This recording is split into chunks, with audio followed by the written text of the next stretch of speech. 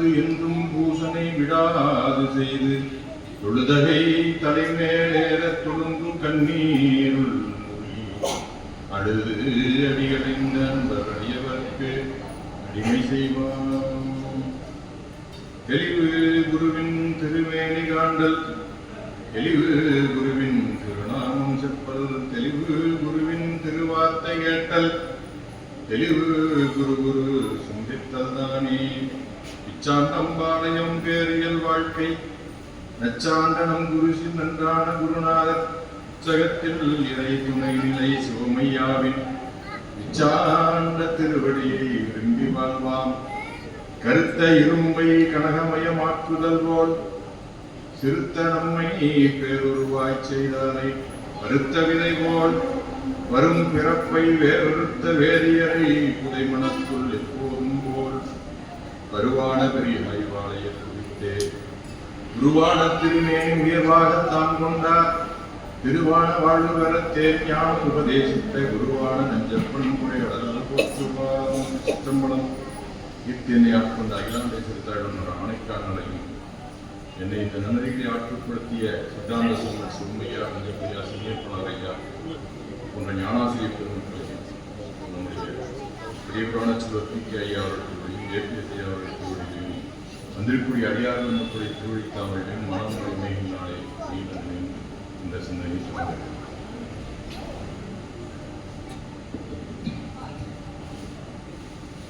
இன்று நமக்கு திருவாசகத்திலிருந்து 32வது பதிகத்தில் பிரார்த்தனை 10 என்ற பதிகத்திலே ஒரு வரியை ஐயா கொடுத்திருக்கார். ஆடி ஆடி ஆனந்தம். அதுக்கு பொருள் தான் சொல்ல வேண்டியது. இப்பதான் பார்த்தோம்.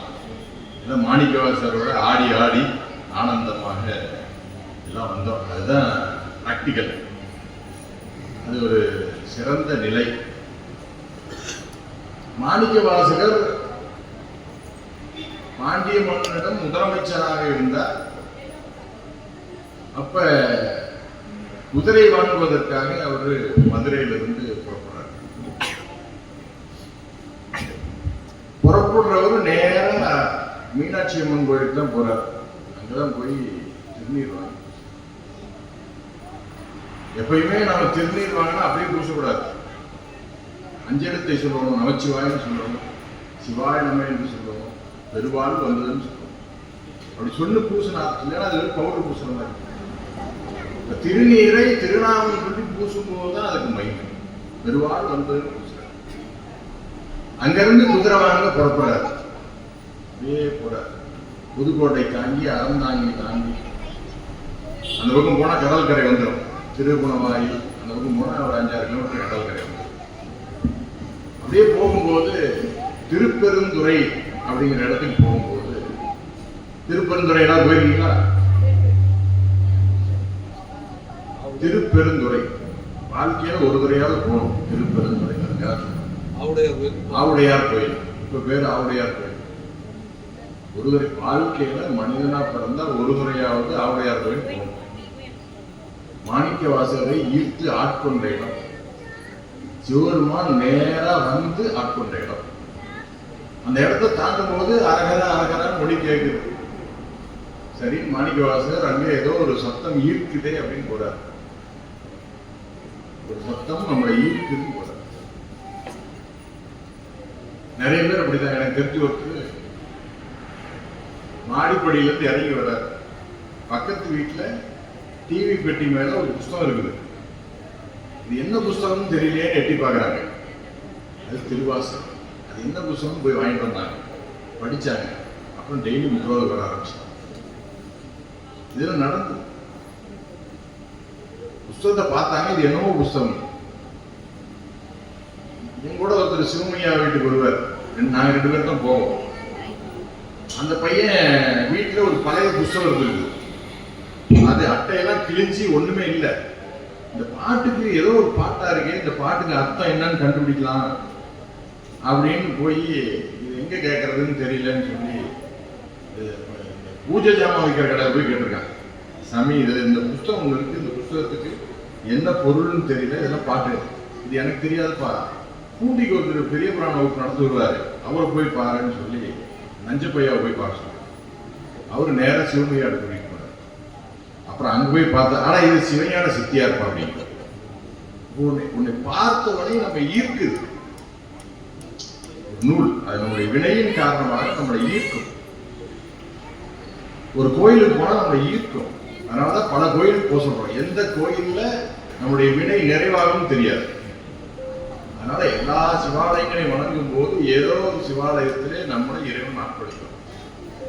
அப்ப அங்க திருப்பெருந்துறை போகும்போது அங்கே ஈர்க்கிறார் சிவபெருமான். எல்லா அடியாரோட உட்கார்ந்து இருக்கார், அங்க உபதேசம் செய்து கொண்டு இருக்கிறார். இவரை ஈர்க்கிறார். போனவனே அவர்கிட்ட உபதேசம் வாங்கி தீக்கை வாங்கி அங்கே இருக்கார். கொஞ்ச நாள் அங்க இருந்துட்டு சிவபெருமான் அங்க இருந்து புறப்படுறார். சிறிது நாள் கழித்து அங்கே ஏற்பட்ட பொதிகையில ஏற்பட்ட ஒரு பேரொழியில எல்லாரும் கையில புறப்படுறாங்க. இவர் மட்டும் போகல, இவரை மட்டும் நின்றுட்டார், இங்கே இருந்துட்டு வாழ்ந்தார். எல்லாரும் போயாச்சு, மாணிக்கவாசகர் மட்டும் இருக்கார்.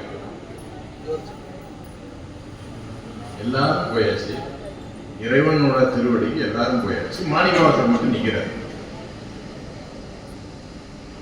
நாமளே கடைவீதிக்கு வீட்டுல ஒரு எல்லாரும் போயிட்டு ஒருத்தர் போனா என்ன குழம்பி தள்ளிடுவோம் சாதாரணமா.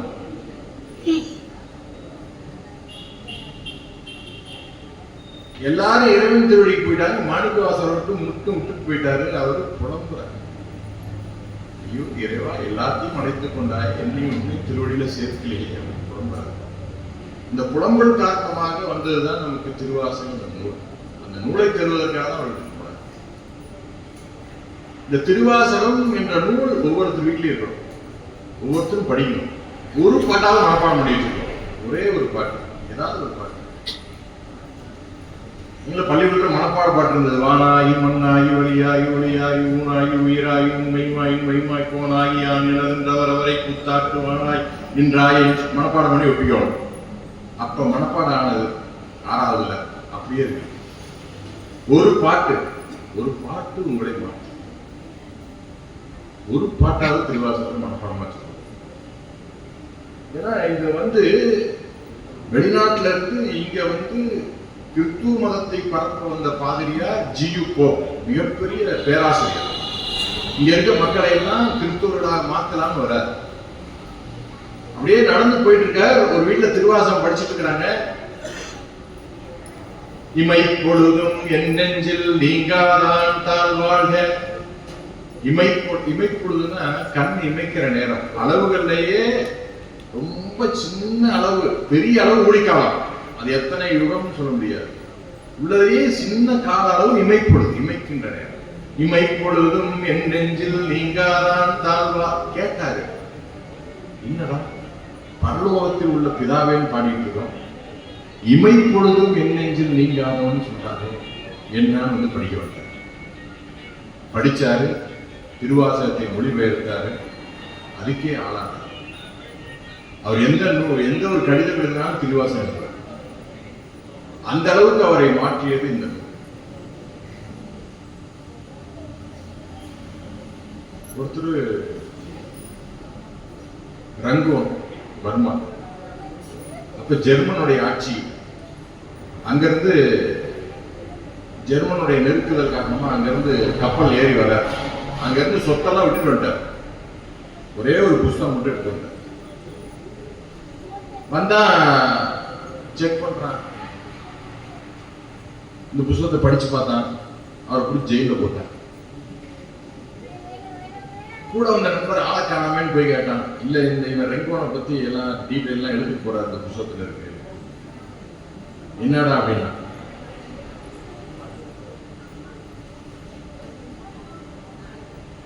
தொல்லை இரும்பிறவி சூழ்ந்தலை நீக்கி அல்லருக்கு ஆனந்தமாக்கியதை எல்லை மறிவா நெறியடிக்கும் வாதவு எங்கோன ரெங்கோன்னு போட்டான். அச்சடிக்கும் போது ரெங்கோனை பத்தி எல்லாம் எழுதிருக்கு இந்த புத்தகத்துல, ரகசியத்தை எழுதி போறான்னு பூச்சி போட்டான். அப்படி இவன்ட்ட சொன்னா, என்ன விட்டாவது வாயா, ஏன் இந்த புத்தகத்தை எழுது, நான் தினம் பூசை செய்யறது, சிவபூசைக்கு இந்த நூலை வச்சுதான் பூசை செய்யும், ஆனால் இந்த புத்தகத்தை விட்டு வர முடியாது. அவர் பேசி புத்தகத்தை வாங்கிட்டு தான் அத்தனை கோடி சொத்தை விட்டவர் திருவாசகம் புத்தகத்தை எடுத்து வரணும். அவ்வளவு உயர்ந்த நூல் இந்த திருவாசகம். திருவாசகம் படிக்க படிக்க படிக்க இந்த உயிர் பக்குவம். திருவாசகத்தை படிக்க படிக்க படிக்க நம்மில் மாற்றம். என்ன பாருங்க, இந்த இந்த இங்க கோலாட்டம் ஆடிட்டு இருந்து ஃபர்ஸ்ட் ஆரம்பத்தில் ஆடிட்டு இருந்த பிள்ளைங்க இப்ப எங்க இருக்குன்னு கேட்ட வாழ்க்கையில நல்லா இருக்கும். நீங்க ஒன்னும் செக் பண்ணி பாருங்க, அந்த பிள்ளைகளும் உயர்ந்த நிலையில இருக்கு, ஆனந்தமா இருக்கு. இங்க ஆடிட்டு இருக்க பிள்ளைகளுக்கு அதே தான், பார்த்தவங்க கேட்டவங்க எல்லாத்துக்கும் அதே தான். வாழ்க்கையில திருவாசகம் கேட்டால் படித்தால் அவர்கள் உயர்ந்த நிலையில தான் இருப்பாங்க. அப்படி பிரிவாற்றாமையால மாணிக்கவாசகர் அழுது புலம்பி பாடுகின்ற பாடல் தான், இறைவனை சென்று அடைய வேண்டும் என்று பாடுகின்ற பாடல்கள் தான் நம்முடைய திருவாசகம். அதில் பிரார்த்தனை 10 அப்படிங்கிற ஒரு பதிகம், அது 32வது பதிகமா இருக்கு. பிரார்த்தனை என்பது இறைவனை இறைஞ்சி கேட்கறது. சாமி எப்படியாவது கொடு எனக்கு, ரொம்ப இறைஞ்சி கேட்கிறார். அதுல முதல் பாடல் என்ன கேட்கிறார்? அளந்து போனேன் அருள் செய்ய ஆர்வம் கூறு அடியேற்கே. எல்லாம் புரியும் உங்களுக்கு சொல்றேன்.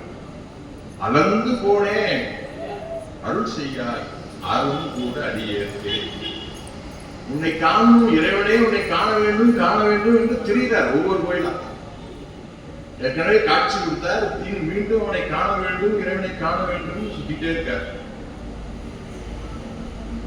அப்படி அலைஞ்சு அலைஞ்சு ஓஞ்சி போன சாமி, எனக்கு உன் மீது பக்தி மிகும் மன்னும் அருள் செய்ய வேண்டும். பக்தி அப்படின்னா என்னன்னு தெரிஞ்சுக்கணும்.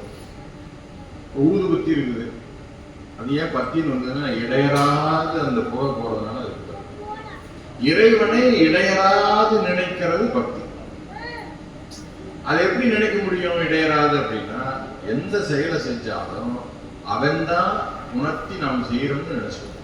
சமைச்சாலும் சரி, வீடு விட்டாலும் சரி, எந்த வேலையை செஞ்சாலும் சரி, இறைவன் உணர்த்ததான், இறைவன் செய்விக்கதான் நாம் செய்யறோம்னு நினைச்சு செஞ்சா அது இடையராத.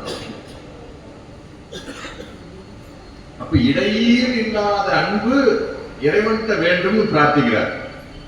மாணிக்கவாசகர் என்ன கேட்கிறாரு? இறைவன்கிட்ட உன்னை இடையராது நினைக்க வேண்டும் கேட்கிறார். இதே மாதிரி நாமளும் நினைக்கணும் தான் அவர் சொல்றார். இறைவனை இடையராது நாம் நினைக்க வேண்டும் சொல்றார். ஆனா நம்ம வேண்டுதல் என்ன இருக்கு?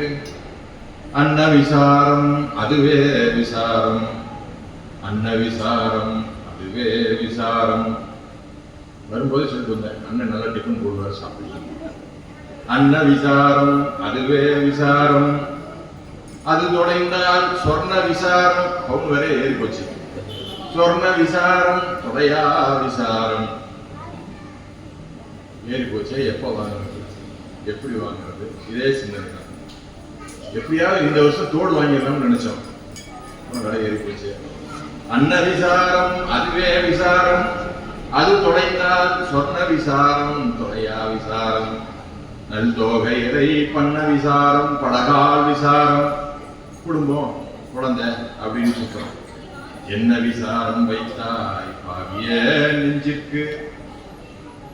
இந்த உயிருக்கு என்ன விசாரம் வைத்தாய்? ஒன்றும் வைக்கல. இந்த உயிருக்கு என்ன வேண்டும் அப்படின்னா இறைவனுக்கு அன்பு வேண்டும், இறைவன் மீது அன்பு வேண்டும். அதைத்தான் ஞானம். ஞானம் என்பது ஈசன் பால் அன்பு. இறைவனிடம் அன்பு செலுத்துவதுதான் அவனுக்கு முதல் கடமை.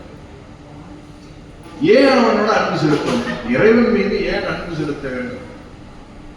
அவன் நமக்கு செய்த உபகாரங்களை எல்லாம் நினைத்தால் நமக்கு அவன் மீது அன்பு பெறும்.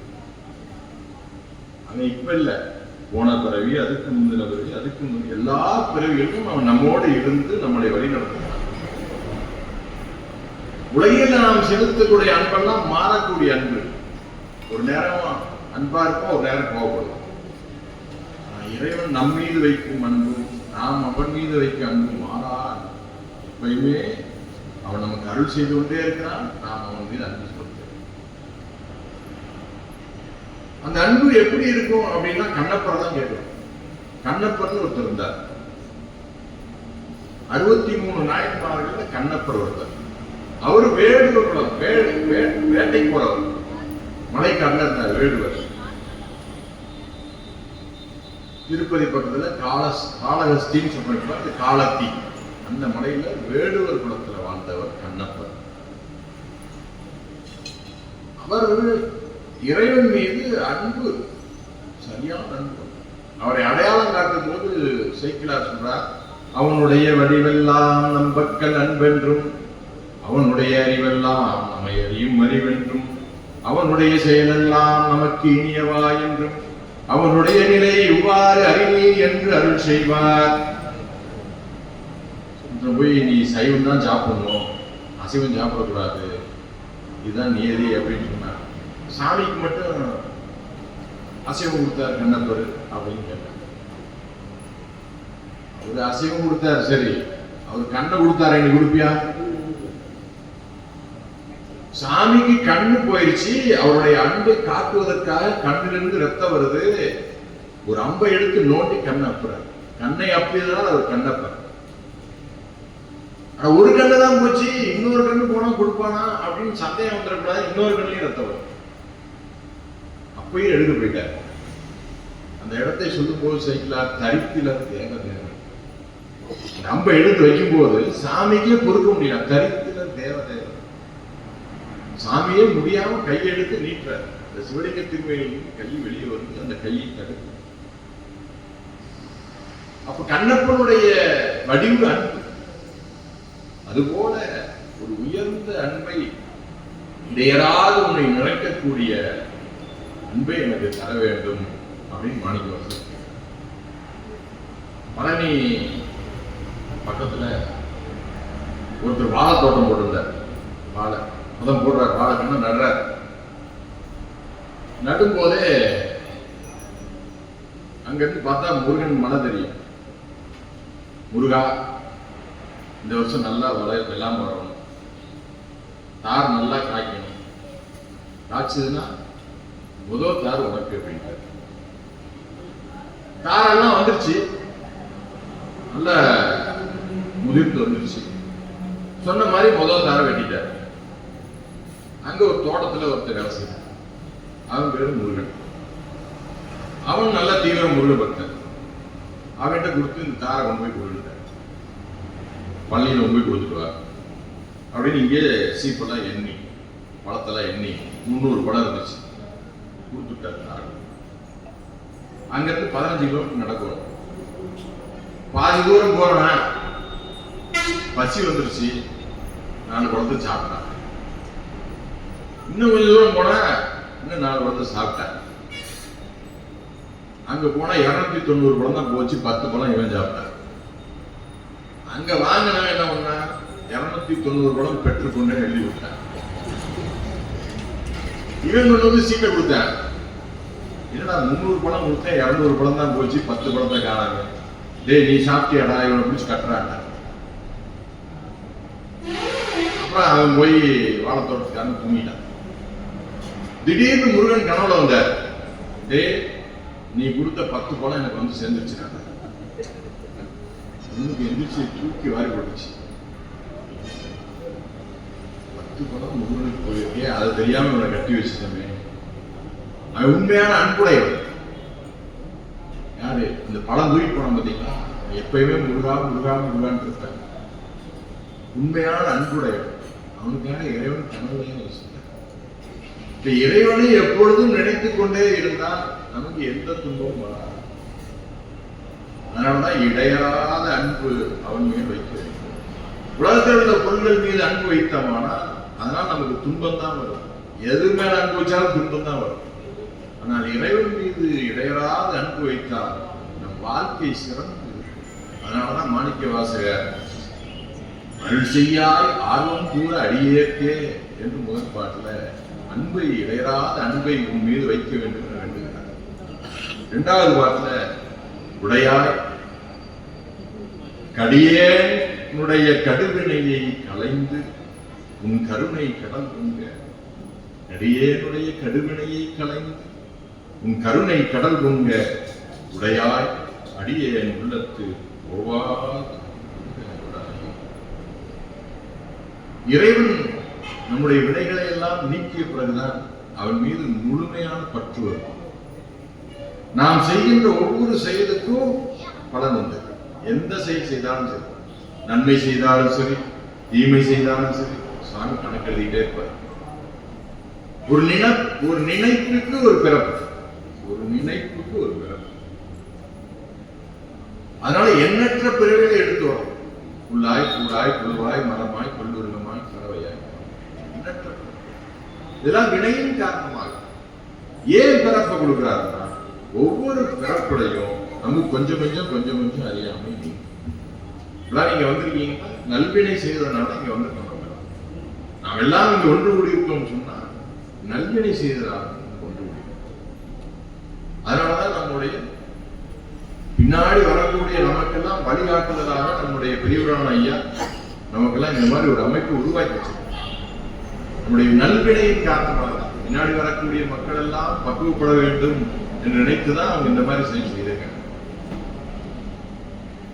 அடியே உள்ளத்து ஓவாது உருக அருளாயே, இடைவிடாது உருகும் வண்ணம் அருள் பாலிக்க வேண்டும் என்று கேட்கிறார். இதைத்தான் மாணிக்க வாசகர் இன்னொரு பாட்டில் சொல்றார்.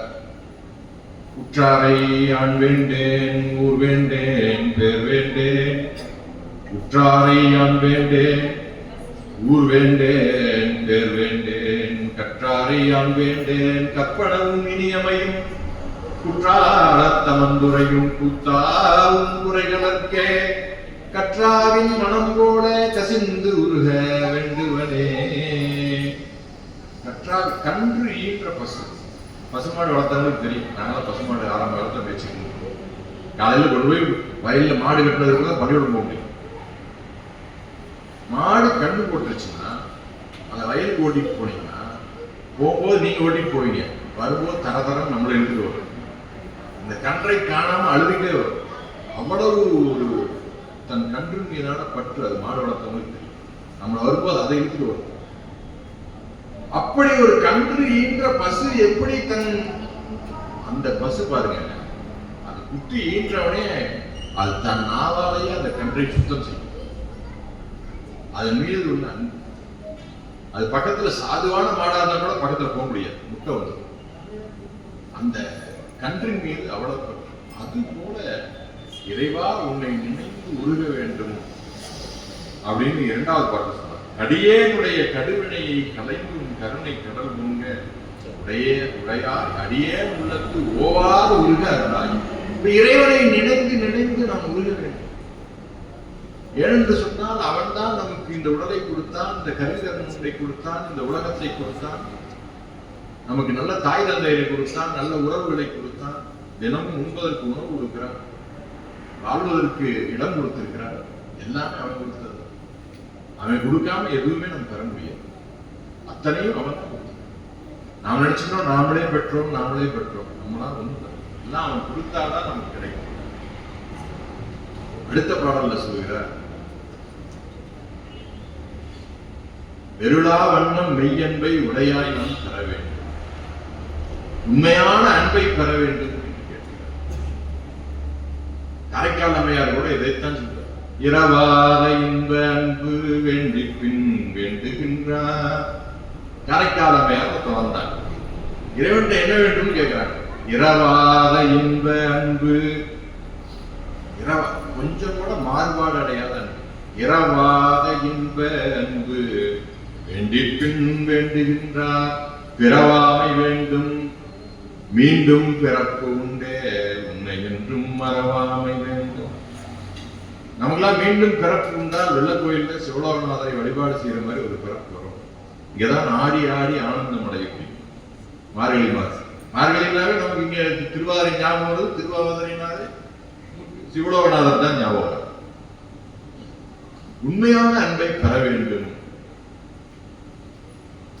திருநாவுக்கரசர் சொல்றார், கால் கொடுத்து சின்ன ஒரு தாயின் வயிற்றுல சின்ன ஒரு கடுகளவா போய் நம்ம சேரும்போது அப்புறம் சாமி தான் என்ன கால் கொடுத்து, அவர் தான் கால் கொடுத்து இரு கையேற்றி களி நிறைத்து எழுந்து நமக்கு கால் கொடுத்தது அவர் தான், கை கொடுத்தது தான்.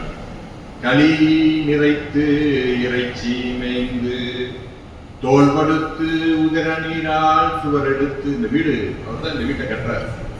கால் கொடுத்து இரு கையேற்றி இறைச்சி மேய்ந்து,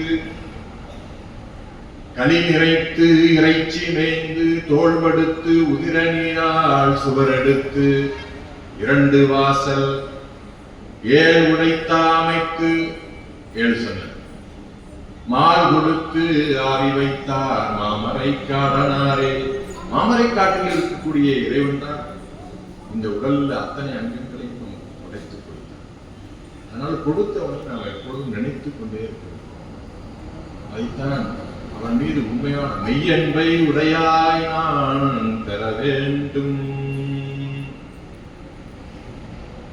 அடுத்தது சொல்றார், வேண்டாது ஒன்றும் வேண்டாது மிக்க அன்பே மேவுதலே. அடுத்த பாட்டுல எதுக்கு சொல்றேன்னா, ஆடி ஆடி ஆனந்தம் எப்போ வரும்னா இதெல்லாம் வந்ததுக்கு அப்புறம் தான் அது வரும். வேண்டாது ஒன்றும் வேண்டாது, எது வேணாமோ அதெல்லாம் விட்டுணும். அதுதான் திருவள்ளுவர் சொல்றார், யாதனின் யாதனின் நீங்கியான் நோதல் அதனின் அதனின் இல. நமக்கு எதனால துன்பம் வருதுன்னு நினைக்கிறோமோ, நல்லா கவனிச்சு, எதனால நமக்கு துன்பம் வருதுன்னு நினைக்கிறோமோ அதை மனதளவுல விட்டுறோம். அது நண்பர்களா இருந்தாலும் சரி, பொருளா இருந்தாலும் சரி, எதுவா இருந்தாலும் சரி, யாதனின் யாதனின் எங்கினா அதனின் அதனின் நோதல். எதனால துன்பம் வருதோ அதை விட்டுட்டோம்னா அதனால நமக்கு எந்த துன்பம். அழைச்சா வேண்டாது ஒன்றும் வேண்டாது, எது வேணாமோ அதை விட்டுறணும். மிக்க அன்பே மேவுதலே. இந்த உலகத்தில் இருக்க பொருள்கள் மீதான பற்றையெல்லாம் விட்டு உண்மையிலே அன்பு எய்த வேண்டும் என்று திரும்பி திரும்பி அன்பையே வேண்டுகிறார். ஆவி யாக்கை யான் எனது என்று யாதும் இன்றி அறுதலே. ஆவி ஆக்கை யான் எனதென்று யாதும் இன்றி அறுதலே அப்படின்னா, உயிர் உடம்பு நான் எனது என்ற பற்று அற வேண்டும். நமக்கு இருக்கிறது எல்லாமே நான் எனது தான். இது என்னுடையது, நான் தான் செஞ்சேன், நான் தான் செஞ்சேன். இந்த பற்று தாங்க நீங்கணும். இது ஆணவ மலத்தினுடைய வேலை. நம்மளை அறியாமை செய்வது ஆணவ மலத்தின் வேலை. அந்த ஆணவ மலம் என்ன பண்ணும்னா, நான் எனது நான் எனது நான் எனது. இந்த பிள்ளைகளும் டான்ஸ் ஆடி போன, நான் எப்படி சூப்பரா இருந்தேன் பாத்தியா அப்படின்னு சிவலோகநாதர் ஆட்டி வைக்கிறார். நம்ம ஆகணும் அப்படிதான் நமக்கு உணர்ந்து வரணும். ஆனா இப்படித்தான் வரணும். ஆனா அப்படி மாற்றி வச்சிடும். இறைவன் ஆட்டி வைக்கிறார், நம்ம ஆகணும். அவர் கொடுத்தார் வாய்ப்பு ஆகணும். அப்படிதான் வரும். இந்த உடம்பையே பேணி பாதுகாக்கும். என்ன நினைக்கிறோம்? இந்த உடம்பையே பெருசா நினைச்சு வளர்த்திட்டு இதுக்குதான் எல்லாமே செய்யணும். மண்கலம் கவிழ்ந்த போது வைத்து வைத்து அடுக்குவர். ஒருத்தர் பாடுறார், மண்கலம் கவிழ்ந்த போது வைத்து வைத்து அடுக்குவர், வெண்கலம் கவிழ்ந்த போது வேணும் என்று போற்றுவர், நன்கலம் கவிழ்ந்த போது நாரும் என்று போடுவர், என் கடந்து நின்ற மாயம் என்ன மாயம் இது ஈசனே. மண்கலம் கவிழ்ந்த போது வைத்து வைத்து அடுக்குவர். மண்பானை உடஞ்சு போச்சுன்னு வைங்க, தூக்கி ஓரமா வைப்பான். வாப்பாடு இடிக்கிறதுக்காகும், அடிசட்டி நாய்க்கு தண்ணி ஊத்தாகும் அப்படின்னு தூக்கி வச்சிருக்கோம். பானை உடஞ்சு போனா என்ன பண்ணுவான்? வாப்பாடு இடிக்கிறதுக்கு வச்சுக்கலாம். உரல் அடிச்சிருக்கீங்களா? யாராவது பிள்ளைல உரல் அடிச்சிருக்கீங்களா? இடிச்சிருக்கியா? வாப்பாடு வச்சு வடிக்குமா இல்லையா? மஞ்சட்டி உடஞ்சு வச்சுன்னா வாப்பாடு தூக்கி அதுக்கு வச்சுருக்காரு. அடிப்பானை தூக்கி ஓரமா விலங்குகளுக்கு தண்ணி ஊத்துறான்னு வச்சுக்கோம். ஆடு மாடு தண்ணி குடிக்கணும். மண்கலம் வைத்த மண்கலம் கவிழ்ந்த போது வைத்து வைத்து ஓரமாட்டு அடிக்க வச்சுக்கோ.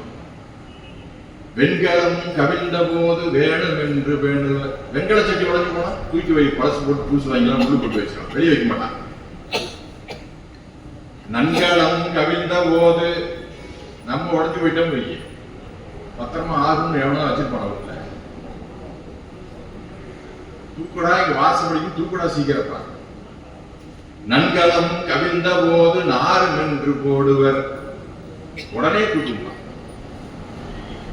அப்படி எதுக்குமே மாடு செத்தா தோடு மறைக்காகும், பாம்பு செத்தா தோடு பெல்ட்டுக்காகும். நம்ம எதுக்காகும்? ஆனா இதைத்தான் நான் நான் எனது எனது என்று பேணிக் கொண்டிருக்கிறோம். உடம்பை வளர்த்தேன் உயிர் வளர்த்தேன் சொல்றார் திருமூலர். இந்த உடம்பு எதுக்குன்னா, இந்த உடம்பு கருவி கரணங்களை கொண்டு இதை கொடுத்தவனை வழிபடுவது. யார் இதை கொடுத்தானோ, எதற்காக கொடுத்தானோ அதை நினைத்து வாழ. அவன் கொடுத்த நோக்கம் இந்த உயிர் பக்குவப்படுத்துவதற்கு, அவனை சென்று அடைவதற்காக கொடுத்தான். ஆனா அதை விட்டு நாம் வேற எங்கே போறோம்? அதனாலதான் சொன்னாரு, யான் எனது என்ற பற்று அறவு. அந்த பற்று நீங்கினால்தான் நமக்கு இறைவன் மீது முழு அன்பு கிடைக்கும். உலகத்துல நாம் எத்தனையோ செல்வங்களை சம்பாதிச்சாலும், எத்தனை சேர்த்து வச்சாலும் நமக்கு நிறைவே ஆகாது. அதைத்தான் பெரியவர்கள் சொல்வார்கள், செல்வம் என்பது சிந்தையின் நிறைவு. நீங்க ஒரு 10,000 மாசம் சம்பளம் வாங்கினா போதும்னு நினைச்சா போதும். எல்லாம் எங்க போதும்னு நினைச்சா அவ்வளவுதான், நிம்மதியா தூங்க முடியாது. செல்வம் என்பது சிந்தை நிலை, இருக்கிறது போதும் அப்படின்னு நினைத்து வாழ்கிற வாழ்க்கை தான் நம்முடைய பெரியவர்கள் வாழ்ந்தார். இருக்கிறத வச்சு வாழ்ந்தாங்க. அதே மாதிரி நாம் வெளியே இருக்கவங்க விட்டுருங்க, நாம் இருக்கிறது இறைவன் கொடுத்தது நிறைவு என்று வாழ்ந்து பழகிக்கொள்ள வேண்டும். அதுக்குதான் இங்க நம்ம கொண்டு வந்திருக்காரு சார். போதும் என்ற மனமே பொன் செய்யும் மனம். அதனால நம்ம இருக்கிறதை கொண்டு வாழ வேண்டும். நான் எனது நான் எனது ரெண்டு பற்றிக்கிறோம். அவையாரு திருவள்ளுவர் கூட்டிட்டு போறார். திருக்குறள் அரங்கேற்றம். திருக்குறள் தெரியுமா? டெய்லி ஒரு குறள் சொல்லி கொடுத்துருங்க. ஒரு 10 குறளாவது மனப்பாடம் வச்சிருக்கு எல்லா பிள்ளைகளும். புண்ணியம். ஏன் சொல்றேன்னா, நான் பள்ளிக்கூடம் படிக்கும் போது 9ஆவதுல இருந்து 10ஆவது போகும்போது ஹெட்மாஸ்டர் சொல்லுவார், யாராருக்கெல்லாம் சைக்கிள் ஓட்ட தெரியும், யாராருக்கெல்லாம் நீச்சல் தெரியும், கை தூக்கணும். எல்லாம் தூக்குவான், பாதி பேர் தூக்க மாட்டாங்க. அதனால பேரை நோட் பண்ண சொல்லுவார். இவெல்லாம் தெரிஞ்சுட்டு வந்தாதான் அடுத்த வருஷம் 10ஆவது போட வேண்டுவார்.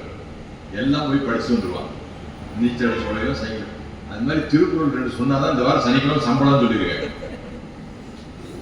யாரும் வேலைக்கு வர மாட்டாங்களா? ஒரு குறளாவது மனப்பாடம் தெரியும், அண்ணன் சொல்லி கொடுத்துருப்பாங்க. ஒரு திருக்குறளாவது சொல்லி பழகிக்கிறோம் எப்பயுமே, தினமும். அப்ப திருக்குறள் அரங்கேற்றம் பண்ண போகும்போது அவரை அனுமதிக்க மாட்டேங்கிறாங்க. எல்லாம் பெரிய பெரிய புலவர்கள், இதெல்லாம் சாதாரண புலவர் அப்படின்னு சொல்றாங்க. எது சொல்றேன்னா, நான் சொல்ல முடியாது, நான் பெரிய ஆள், எனக்கு அது தெரியும் இது தெரியும் சொல்ல முடியாது. அதுக்கு அப்ப ஒரு பாட்டு சொல்றாங்க, வான் குருவியின் கூடு வல்லரக்கு தொல் கரையான் தேன் சிலம்பு யாவர்க்கும் செய்யறிதல் யாம் பெரிதும் வல்லோமே என்று வலிமை சொல வேண்டாம் கான் எல்லாருக்கும் ஒவ்வொன்று எளிது. வான் குருவியின் கூடு, தூக்கணாங்குருவி கூடு பார்த்திருக்கீங்களா? எந்த இன்ஜினியராலும் கட்ட முடியாது. தூக்கணாங்குருவி கூடு உலகத்துல எந்த இன்ஜினியர் அப்படி சொல்றாங்க. தூக்கணாங்குருவி எப்படி கூடு கட்ட தெரியுமா? ஒரு இயற்கைக்காக சொல்ல வரேன். தூக்கணாங்குருவி இன்னொரு குருவியோட சேர்ந்து திருமணம் பண்ண போகுதுன்னா ஊடு கட்டிருந்தாதான் வரவேன். நீ ஊடு சொந்த ஊடு இருக்க மாப்பிள்ளைக்கு பொண்ணு கொடுப்பேன்னு அங்க ஒருத்தரும் கட்ட முடியாது. ஆனா தூக்கணாங்குருவி ஊடு கட்டிருக்கானான்னு பார்த்துட்டு தான், அந்த ஆண் குருவி ஊடு கட்டியிருக்கான்னு பார்த்துட்டு தான், அது சரியா கட்டியிருந்தாதான் போய் அதோட சேர்ந்து வாழும். அந்த குருவியினுடைய கூடு அது ரொம்ப அறிவுடையது. தூக்கணாங்குருவி மிக சிறந்த அறிவுடையது. அது முட்டையிடும் போது சேத்து மண்ணை கொண்டு வரும்போது மின்முடி பூச்சியை கொண்டு உள்ளுக்கு வச்சிருக்கும். நைட்டு விடணும், நைட்டு அப்ப பாம்புலாம் வராது. அதுக்கு ரொம்ப அறிவுடையது. அதுக்காக சொல்றோம். அப்படி சொல்றா, வான் குருவியின் கூடு, தூக்கணாங்குருவி கூடு மாதிரி உன்னால கட்ட முடியுமா?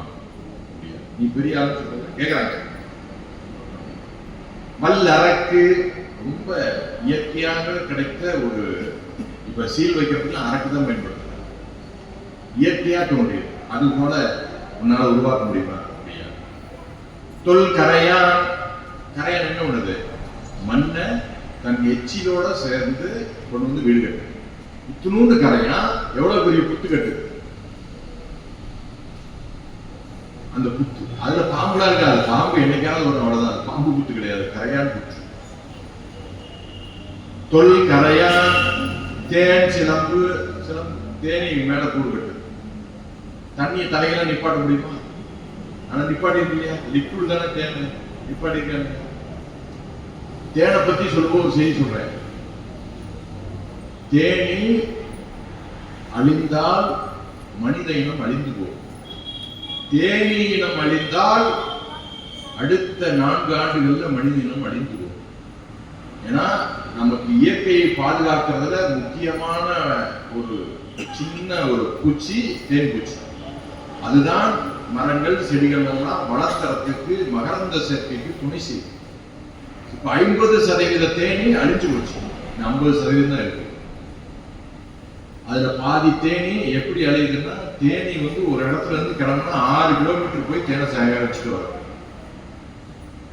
அது போய் சேகரிச்சுட்டு திருப்பி அதே இடத்துக்கு வரும். இப்ப நம்ம வயல்ல மருந்து அடிக்கிறதுனால அந்த மருந்தை உட்கொண்ட தேனி வயிற்று வலி வந்து சென்ற இடத்து எங்கிருந்து புறப்பட்டுச்சு அதை திரும்பி வர முடியலையா. அது ஆராய்ச்சி. அப்படி தேனியிடம் அழிந்து கொண்டு இருக்கு. இந்த கல்யாண வீட்டுல கப்பு ஏகப்பட்ட கப்பை போறோம். அதுல வந்து சுவை பார்க்கிறது, அதுல பட்டு அழிந்து போகுது. இதான் எதுக்கு சொல்றேன்னா, இயற்கை அழிந்தால் மனித இனம் அழிந்து போகும். யானை அழிந்தால் காடுகள் அழிந்து போகும். இயற்கையை நாம் பாதுகாக்க வேண்டும். தேன்கூடு, தேன் சிலம்பு, தூக்கணாங்குருவி கூடு, வல்லரக்கு, கரையான், தேன்கூடு இவை போல உங்களால் செய்ய முடியும். யாவருக்கும் செய்யறிதல். நான் பெரிய ஆள் சொல்லக்கூடாது. நம்மளோட சின்ன பூச்சி எவ்வளவு அறிவா வேலை செய்யும். நான் அதை செய்தேன், இதை செய்தேன், நான் பெரிய ஆள் சொல்லக்கூடாது அப்படின்னு ஔவையார் சொல்றாங்க. யாம் பெரிதும் வல்லோமே, நான் பெரிய ஆள் என்று வலிமை சொல்ல வேண்டாம். நான் தான் பெரிய ஆள் சொல்லாத. எந்த வேலை செஞ்சாலும் நாம் அதுல ஒரு திறமையை காட்டி நான் தான் பெரியாரும் காட்டி. நீ உயிரோட இயல்பு.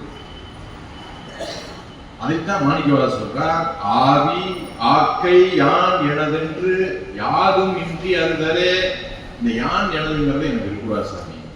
நாமும் அப்படிதான் வேண்டும். எனக்கு ஞான் எனது என்ற செருக்கு வேண்டாம். நீ உணர்த்ததான் நான் செய்யறேன். இறைவன் கொடுத்துதான் நமக்கு எல்லாம் கிடைச்சது அப்படிங்கிறத எப்ப தெரியும்னா, அவன் எப்ப நிப்பாடுறானா அப்பதான் தெரியும். சாப்பாடு டெய்லி அரிசி வந்துட்டு நீங்க அதை பத்தி யாருக்கும் தெரியாது. கொரோனா வந்தவொடனே பொருள் கிடைக்கல, அதவே அலையறான் எந்த கடையில எது கிடைக்கும். கிடைச்ச வரைக்கும் ஒருத்தரும் ஒன்றும் மதிக்கல. எங்க ஊர் பக்கத்துல ஒருத்தர் இருக்கிறார், நம்ம நண்பர் தான். நான் எப்பயும் இந்த பஸ்ல போனா எங்க போனாலும் திருநீர் போய் வச்சிருப்பேன். நெத்தி நிறைய பூசிட்டே போவேன் எங்க போனாலும். திருநீர் பூசிட்டு இப்படி சும்மா சுத்துற அப்படின்னு சொல்லுவேன். திருநீர் வைக்கிறது ரொம்ப நல்லதுப்பா, உடம்புக்கு நல்லது, மனதுக்கு நல்லது. 16 இடத்துல நீர் பூசினா இங்க இருக்கக்கூடிய தேங்கின நீரெல்லாம் கெட்ட நீரெல்லாம் எடுத்துடும். அறிவியல் பூர்வமாகவும் சிறந்தது, ஆன்மீகமாக சிறந்தது. அதனால எப்பயும் திருநீர் வை, நீ வைடா அப்படின்பேன். கேட்க மாட்டான். சாமி தான்ப்பா எல்லாம் கொடுத்தாரு, அதனாலதான்ப்பா இப்படி இருக்கணும். நான் டெய்லி 12 மணி நேரம் வேலை செய்யறேன். வீடு கட்டியிருக்கேன், பிள்ளைகளை படிக்க வச்சிருக்கேன், எவ்வளவு சொத்து சேர்த்திருக்கேன். சாமி எங்கடா கொடுத்தாரு? நான் தாங்க எல்லாம். அவங்களோட என்ன பேசுறது அப்படின்னு ஒரு 5-6 வருஷம் கழிச்சு ஒரு இடத்துல பார்த்தேன். என்னை விட அதிகமா திண்ணீர் ஊசிருந்தேன். என்னடா இப்படி திண்ணீர் ஊசிருக்க, அன்னைக்கு எப்படி சொன்னீங்க அப்படின்னு. ஆமாடா, நீ சொல்லும் போது எனக்கு ஒன்றும் புரியல. நான் போய் படுத்தா எனக்கு தூக்கம் வரல. தமிழ்நாட்டில் எல்லா டாக்டரையும் பார்த்துட்டேன், பல லட்சம் செலவு பண்ணேன், தூக்கமே வரல. அது வரைக்கும் நாம படுத்தா தூங்க வரும்னு நினைச்சேன். இப்பதான் தெரியுது, சாமி தூங்க வச்சாதான் தூங்க முடியும். காலை மலமொடு கடும்பகல் பசினிசி வேலை நித்திரை யாத்திரை விளைத்தும் மாணிக்கம் சொல்றார். பசி வரும் நாள் சாமி உணர்த்தோம். காலை மலமொடு உடல் கழிவுகள் நீங்க கடும் பகல் பசி நிசி வேலை நித்திரை யாத்திரை விளைத்தும் தூங்குவது என்ன பண்ணுவார் தெரியுமா சாமி? மஞ்சனே மணியுமானாய் மரகதத்திரளுமானாய், மஞ்சனே மணியுமானாய் மரகதத்திரளுமானாய், நெஞ்சுடே பூந்து நின்று நினைவது நிகழ்வினானே, துஞ்சும் போதாக வந்து துணையடக்காகி நின்று அஞ்சல் என்றருள வேண்டும் அவடுதுறை. நான் தூக்கிட்டு போய் பக்கத்துல பாதுகாப்பாங்க காப்பாற்ற. இப்போ இறைவன் கொடுத்து கொண்டே இருக்கும் போது அவன் தான் கொடுத்தான்னு நமக்கு தெரிய மாட்டேங்குது. அப்போ உன்னை நிப்பாட்டினாதான் அது தெரியுது. அதைத்தான் நம்மளும் அதுல இருந்து தப்பிச்சுக்கிட்டோம். இங்க வந்ததுனால எல்லாமே இறைவன் கொடுத்ததா நாம் வாங்கணும், அவன் கொடுத்துதான் நாம் வளர்க்கணும், அவன் கொடுத்துதான் நல்லா இருக்கணும்னு தெரிஞ்சுக்கிறதுக்கு தான் சாமி நம்மளை நினைச்சிருக்க. அதனால எல்லாமே இறைவன் கொடுக்க நமக்கு வந்தது என்ற உணர்வு நமக்கு வர வேண்டும். அதைத்தான் ஆவி யாக்கை யான் எனதென்று யாதும் இன்றி அறுதலே. அடுத்த பாடல் என்ன சொல்றார்? பெறவே வேண்டும் மெய்யன்பு, உண்மையான அன்பை பெற வேண்டும் என்று சொல்கிறார். போர் திருச்செந்தூர் சூரபன்மனை எதிர்த்து போர் நடக்குது. போர்ல வெற்றி அடைந்தார்கள். வீரபாகு தளபதி.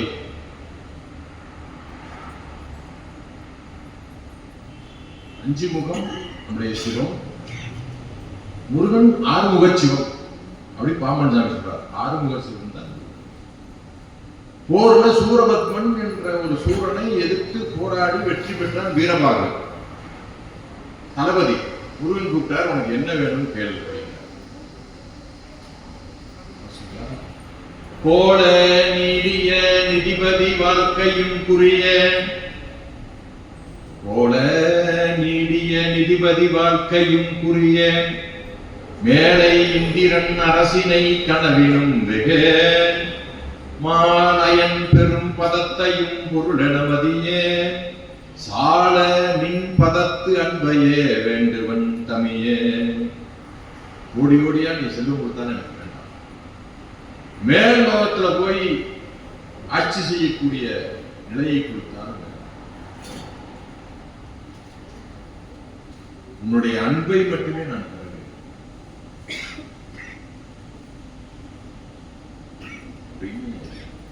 வீரபாகு யானேதும் பிறப்பஞ்சே இறப்பதனுக்கு என் கடவே, வானேயும் பெருள் வேண்டேன் மன்னால் வான் மதித்துகிறேன், தேனேயும் மலர்குன்றை சிவனே எம்பெருமான் எம்மானே உன் அருள் பெரும் நான் என்று என்றே வருந்துவனே. வான் ஆளக்கூடிய தகுதியும் எனக்கு வேண்டாம், உன்னுடைய அருள் பெறத்தான் எனக்கு வேண்டும் அப்படிங்கிற உண்மையான அன்போடு இறைவனை உருகி வணங்க வேண்டும்.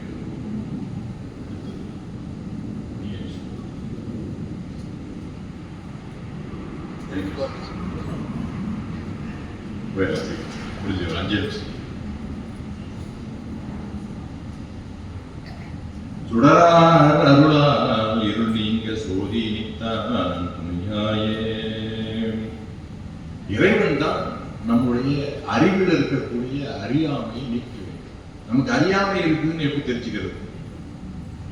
ஏதாவது ஒரு செயலை செய்யும்போது என்ன நினைக்கிறோம்? அடாடா இவ்வளவு நாள் தெரியாம இருக்குதுன்னு நினைக்க மாட்டோம். அப்ப அறியாமை இருந்தது கொஞ்சம் கொஞ்சமா நீங்குது. இது போல நமக்கு நிறைய அறியாமை இருக்கு. உலகப் பொருள்கள் தான் நமக்கு நித்தியம் என்று நினைத்துக் கொண்டிருப்பதே அறியாமைதான். இறைவன் தான் என்றும் நம்மோடு இருப்போம் என்று உணரக்கூடிய காலம் நமக்கு வர வேண்டும் என்று மாணிக்கவாசகர் பேசுகிறார். அடுத்தது பேரானந்தம் பேராமை வைக்க வேண்டும் பெருமானே, உன்னுடைய ஆனந்தத்திலே நான் திளைத்து வாழ வேண்டும் என்று வேண்டுகிறார். அடுத்தது ஊனே புகுந்த உனை உணர்ந்தே உருகிப் பெருகும் உள்ளத்தை கோனே அருளும் காலம்தான் கொடியேற்கு என்று கூறுவது. இறைவா, உன்னை உள்ளத்திலே உணர்ந்து நெஞ்சு உருகி உன்னை உணர்ந்து வழிபாடு செய்யக்கூடிய நாள் எனக்கு என்று கூடும்.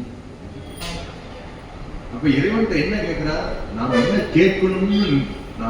கேட்கணுங்கிறத அவர் சொல்றார். அவர் கேட்கல, அவர் அந்த நிலையில தான் இருக்கார். மாணிக்கவாசர் பாடியிருக்காருன்னா அவர் அவருக்காக பாடல, நமக்காக பாடியிருக்கார்.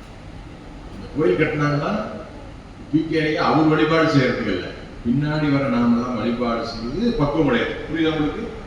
பெரிய பெரிய கோயில்லாம் கட்டியிருக்காங்கன்னா பின்னாடி வர நம்ம எல்லாம் அதை வழிபட்டு பக்குவம் அடையாது. அது போல மாணிக்க வாசக திருவாசம் எந்த நூலாக சரி அவர்களுக்காக எதுவுமே இல்லை, பின்னாடி வர நமக்கு. இந்த பிரார்த்தனை பத்து என்பது அவருக்கு அல்ல, அவர் அந்த நிலையில் தான் இருக்கார். அவர் சொல்றத நான் பின்பற்றேன். அவர் என்ன சொல்றாரு? இறைவன் மீது இடையறாத அன்பு. எழுந்தார் காலையில் எந்திரிக்கும் போதே போற்றி என்பால் முதல் ஆகிய பொருளே. என் வாழ்க்கைக்கு முதல் என்ன? இந்த தொழில் செய்யணும்னா இதுக்கு முதல் வேணும். வாழ்க்கைக்கு முதல் எது என்றால் சிவபெருமான். இப்ப எழும்போதே அவனை நினைத்துக் கொண்டு எழ வேண்டும், எழும்போதே அவனை நினைத்துக் கொண்டு எழ வேண்டும். அதான் இடையறாத பக்தி. அடுத்தது இந்த உள்ளத்திலே அவனை நினைத்து அன்புருக வழிபாடு செய்ய வேண்டும். வா, நீதான் என்னை படைச்ச, இவனை நல்லா வச்சிருக்க, நல்ல கண்ணு தெரியுது, கை கால் நல்லா இருக்கு, சுகமா இருக்கு, வாழ்க்கை நல்லா வச்சிருக்க, என்னை இந்த நல்ல நெறியில வச்சிருக்க அப்படின்னு நினைத்து உருக வேண்டும். உண்மையான அன்பு அவன் மீது இருக்க வேண்டும். அப்புறம் உலகப்பற்றி விட வேண்டும், உலகப் பொருள்கள் மீதான பற்றி விட வேண்டும்.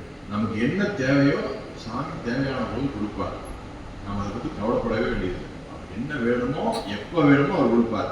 நாம கேட்காமலேயே இந்த உலகத்துக்கு நம்மளை அனுப்பிச்சார், நம்மளை கேட்காமலேயே இந்த தாய் தந்தர் குழந்தையா பிறக்க வச்சார், நம்மளை கேட்காமலேயே இந்த நெறியில நம்ம நிப்பாட்டியிருக்கார். நம்ம கேட்டுலாம் வரல, எல்லாமே கேட்காமலே வரல. அதுபோல சாமி நமக்கு என்ன தேவையோ அதை கேட்காமலே தருவார். அதனால அவர் மீது உண்மையான அன்பு வைத்து உலகப்பற்றி விட வேண்டும். நான் எனது என்ற செருக்கை விட வேண்டும். நான் நான் நான் என்பதை விட வேண்டும். என்னால் ஒன்றும் இயலாது, இறைவன் கொடுக்கத்தான் எல்லாம் வந்தது, அவன் உணர்த்ததான் நான் செய்கின்றேன் என்ற உணர்வோடு நாம் வாழ வேண்டும். அறியாமை நீங்க வேண்டும். அறியாமை நீங்கணும்னா எப்பயுமே தேவாரம் திருவாசம் படிச்சுட்டே விளக்கு எரிஞ்சா இருட்டு போயிடும். திருமுறை படித்தா நம்ம அறிவிற்கு அறியாம போயிடும். விளக்கு ஏற்றினா இருட்டு போயிடும். திருமுறை படித்தா நம்ம அறிவிற்கு இருட்டு போயிடும். அதனால எப்பயும் திருமுறையை படித்துக் கொண்டே இருக்கணும். தினமும் காலையிலும் சாயந்தரம் வழிபாடு செய்யணும். இதுதான் நம்முடைய அறியாமை நீக்குவதற்கு எளிய வழி. இறைவன் அருளை பெற வேண்டும். நெஞ்சு உருக இறைவனை வழிபாடு செய்ய வேண்டும்.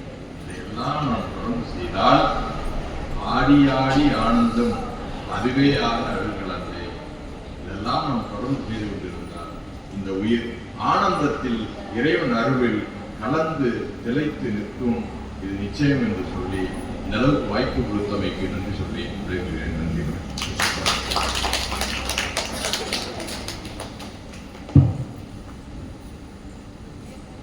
திருச்சிற்றம்பலம். இன்னும் நிறைய ஒரு 1 மணி நேரம் கேட்கறதுக்கு எல்லாம் தயாரா இருந்தாங்க.